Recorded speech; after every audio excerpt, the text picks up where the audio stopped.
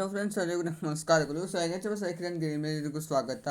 So friends, ನನಗೆ ಇವತ್ತಿನ ಈ ಒಂದು ವಿಡಿಯೋದಲ್ಲಿ ದೇವಶಯನಿ ಏಕಾದಶಿ ಅಥವಾ ಆಷಾಢ ಏಕಾದಶಿ ಯಾವಾಗ ಅಂತ ತಿಳಿಸ್ಕೊಡ್ತಾ ಇದ್ದೇನೆ. ಹಾಗೆಯೇ ಅದರ ಒಂದು ಮಹತ್ವ ಹಾಗೆ ಚಾತುರ್ಮಾಸದ ಬಗ್ಗೆ ಕೂಡ ಮಾಹಿತಿಯನ್ನು ಕೊಡ್ತಾ ಇದ್ದೇನೆ. ಅಂದರೆ ಸ್ವಲ್ಪ ಮಟ್ಟಿಗೆ ಮನೆಗೆ ತಿಳಿದುಕೊಳ್ಳೋಣಂತೆ. ಈ ಏಕಾದಶಿಯು ತುಂಬಾ ಒಂದು ವಿಶೇಷವಾಗಿರುವಂಥದ್ದು. ಈ ಆಷಾಢ ಮಾಸದಲ್ಲಿ ಬರುವಂಥ ವಿಶೇಷವಾದ ಏಕಾದಶಿ ಇದಾಗಿರ್ತದೆ. ಇದು ನಮಗೆ ಆಷಾಢ ಪ್ರಾರಂಭವಾಗಿದ ತಕ್ಷಣ ನಮಗೆ ಮೊದಲನೇ ಏಕಾದಶಿ ಆಗಿರುವಂಥದ್ದು.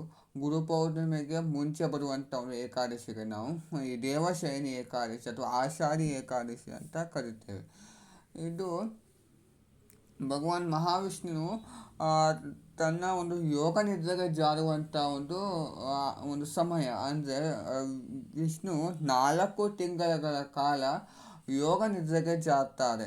ಸೊ ಆ ಕಾರಣಕ್ಕೆ ಈ ದೇವಶಯನಿ ಏಕಾದಶಿ ತುಂಬಾ ವಿಶೇಷವಾಗಿರುವಂಥದ್ದು. ಆವತ್ತಿನ ದಿವಸದಿಂದ ನಮಗೆ ಚಾತುರ್ಮಾಸ ವ್ರತ ಕೂಡ ಪ್ರಾರಂಭವಾಗ್ತದೆ. ಕೆಲವರು ಚಾತುರ್ಮಾಸ ವ್ರತವನ್ನು ಕೂಡ ಆಚರಣೆ ಮಾಡ್ತಾರೆ. ಹಾಗೆ ಕೆಲವರು ಈ ಏಕಾದಶಿ ವ್ರತವನ್ನು ಕೂಡ ಅವರು ಆಚರಣೆ ಮಾಡ್ತಾರೆ. ಈಗ ನಮಗೆ ಅದು ಪ್ರಾರಂಭವಾಗಿದ್ದು ದೇವಊತಿ ಏಕಾದಶಿ ಅಥವಾ ದೇವ ಪ್ರಬೋಧಿನಿ ಮಹಾ ಏಕಾದಶಿ ದಿನದಂದು ನಮಗೆ ಅದು ಚಾತುರ್ಮಾಸವು ಮುಕ್ತಾಯವಾಗ್ತದೆ. 4 ತಿಂಗಳ ಕಾಲ ನಾವು ಆಚರಣೆ ಮಾಡ್ತೇವೆ. ಆಷಾಢ ಮಾಸದಿಂದ ಕಾರ್ತಿಕ ಮಾಸದವರೆಗೆ ನಾವು ಆಚರಣೆ ಮಾಡ್ತೇವೆ. ಅದ ನಂತರ ಮಾರನೇ ದಿವಸ ನಾವು ತುಳಸಿ ವಿವಾಹವನ್ನು ಕೂಡ ನಾವು ಒಂದು ಆಚರಣೆ ಮಾಡ್ತಾ ಇರ್ತೇವೆ. ಈ ಥರ ನಾವು ಈ ಚಾತುರ್ಮಾಸವನ್ನು ನಾವು 4 ತಿಂಗಳ ಕಾಲ ಆಚರಣೆ ಮಾಡ್ತೇವೆ. ಆವತ್ತಿನ ದಿವಸ ನಾವು ಯಾವ ರೀತಿ ಪೂಜೆನ ಮಾಡ್ಕೋಬೇಕು ಅನ್ನೋದಾದರೆ, ನಾವು ಏಕಾದಶಿ ದಿವಸ ಬೆಳಗ್ಗೆನೇ ಎದ್ದು ಸ್ನಾನವನ್ನು ಮಾಡಿಕೊಂಡು ನಾವು ವೆಂಕಟೇಶ್ವರ ಸ್ವಾಮಿ ಒಂದು ಫೋಟೋ ಹಾಗೆ ವಿಗ್ರಹಕ್ಕೆ ತುಳಸಿ ಒಂದು ಹಾರವನ್ನು ಹಾಕಿ ಹಳದಿ ಹಾಗೆ ಕೆಂಪುಗಳಿಂದ ನೀವು ಅಲಂಕಾರ ಮಾಡಿಕೊಂಡು 2 ತುಪ್ಪದ ದೀಪವನ್ನು ಹಚ್ಕೊಂಡು ನೀವು ಸರಳವಾಗಿ ಒಂದು ಪೂಜೆಯನ್ನು ಕೂಡ ಮಾಡ್ಬೋದು. ಪ್ರಸಾದಕ್ಕೆ ಅಂತ ಹಾಲು ಹಣ್ಣು ತಾಂಬೂಲ ಅಷ್ಟನ್ನೇ ನಾವು ಇಡುವಂಥದ್ದು, ಮತ್ತು ಏನನ್ನು ಕೂಡ ನಾವು ಇದಲ್ಲ ಏಕಾದಶಿ ಆಗಿರೋ ಒಂದು ಪ್ರಯುಕ್ತ. ಸೊ ಆ ಕಾರಣಕ್ಕೆ ಮತ್ತು ನೀವು ಉಪವಾಸವನ್ನು ಕೂಡ ನೀವು ಇದ್ದು ನೀವು ಪೂಜೆಯನ್ನು ಮಾಡಬೇಕು. ನೀವು ಉಪವಾಸವಿರೋ ಕಂಪ್ಲೀಟಾಗಿ ನಿಮಗೆ ಉಪವಾಸವಿರೋ ಆಗಲ್ಲ ಅನ್ನೋದಾದರೆ ನೀವು ಸರಳವಾಗಿಯೇ ಒಂದು ಪೂಜೆಯನ್ನು ಕೂಡ ನೀವು ಮಾಡ್ಬೋದು. ಅಂದರೆ ಹಾಲು ಹಣ್ಣು ಆ ಥರ ನೀವು ಸೇವನೆ ಮಾಡಿಕೊಂಡು ನೀವು ಪೂಜೆಯನ್ನು ಮಾಡ್ಕೋಬೋದು. ಅಂದರೆ ಏಕಾದಶಿನ ಆಚರಣೆ ಮಾಡಬಹುದು.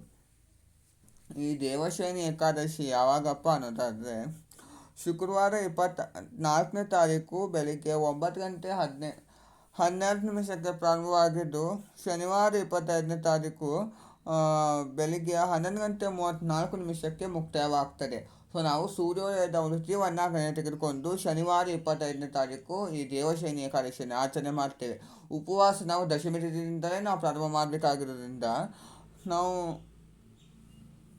ಶುಕ್ರವಾರ ಸಂಜೆಯಿಂದಲೇ ನಾವು ಉಪವಾಸವನ್ನು ಪ್ರಾರಂಭ ಮಾಡಬೇಕು. ಶುಕ್ರವಾರ ನಾವು ಬೆಳಿಗ್ಗೆ ನಾವು ಊಟ ಮಾಡಿರ್ತೀವಿ ಸಾತ್ವಿಕ ಆಹಾರ, ಅದೇ ನಮಗೆ ಕೊನೆಯಾಗಿರ್ತದೆ.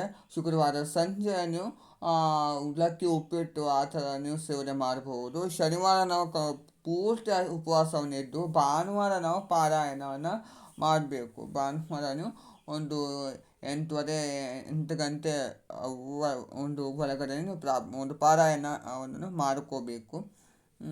ಪಾರಾಯಣ ಸಮಯದಲ್ಲಿ ನೀವು ವೆಂಕಟೇಶ್ವರ ಸ್ವಾಮಿಗೆ ಮತ್ತೊಂದು ಸಲ ಒಂದು ಬೆಳೆದನ್ನು ಇಲ್ಲಾಂದರೆ ಒಂದು ಪೊಂಗಲ್ ಪ್ರಸಾದವನ್ನು ಇಟ್ಟು ಪೂಜೆಯನ್ನು ಮಾಡಿಕೊಂಡು ತುಳಸಿ ತೀರ್ಥವನ್ನು ಸೇವನೆ ಮಾಡಿಕೊಂಡು ಉಪವಾಸವನ್ನು ಬಿಡಬೇಕು. ಆ ಥರ ನೀವು ಈ ಏಕಾದಶಿ ಒಂದು ವ್ರತ ಆಗಿರ್ತದೆ. ಎಲ್ಲರೂ ಕೂಡ ಆಚರಣೆ ಮಾಡಿ ನೋಡೋಣ ಫ್ರೆಂಡ್ಸ್. ಇವತ್ತಿನ ಈ ಒಂದು ವಿಡಿಯೋದಲ್ಲಿ ನಾನು ನಿಮಗೆ ದೇವಶಯನಿ ಏಕಾದಶಿ ಯಾವಾಗ ಮಾಹಿತಿಯನ್ನು ಕೊಟ್ಟಿದ್ದೇನೆ. ಎಲ್ಲರಿಗೂ ಕೂಡ ಇಷ್ಟವಾಗಿ ಭಾವಿಸಿದ್ದೇನೆ. ಇಷ್ಟ ಲೈಕ್ ಮಾಡಿ, ಶೇರ್ ಮಾಡಿ, ಕಮೆಂಟ್ ಮಾಡಿ, ಹಾಗೆಯೇ ಒಂದು ಸಬ್ಸ್ಕ್ರೈಬ್ ಮಾಡ್ಕೊಳ್ಳಿ. ಏಕಾದಶಿಯನ್ನು ನಾವು ಆಚರಣೆ ಮಾಡೋದ್ರಿಂದ ನಮಗೆ ಸ್ವಲ್ಪ ಮಟ್ಟಿಗೆ ಪುಣ್ಯ ಕೂಡ ನಮಗೆ ಪ್ರಾಪ್ತಿ ಆಗ್ತದೆ, ಕರ್ಮ ನಿವಾರಣೆ ಆಗ್ತದೆ, ಹಾಗೆ ನಾವು ಬಯಸೋದೆಲ್ಲ ನಮಗೆ ಸಿಗ್ತದೆ ಅಂತ ಒಂದು ನಂಬಿಕೆ. ಸೊ ಎಲ್ಲರೂ ಕೂಡ ಆಚರಣೆ ಮಾಡಿ, ಹಾಗೆ ಮಹಾವಿಷ್ಣುವಿನ ಕೃಪೆ ಕೂಡ ಪಾತ್ರರಾಗಿ. Thank you.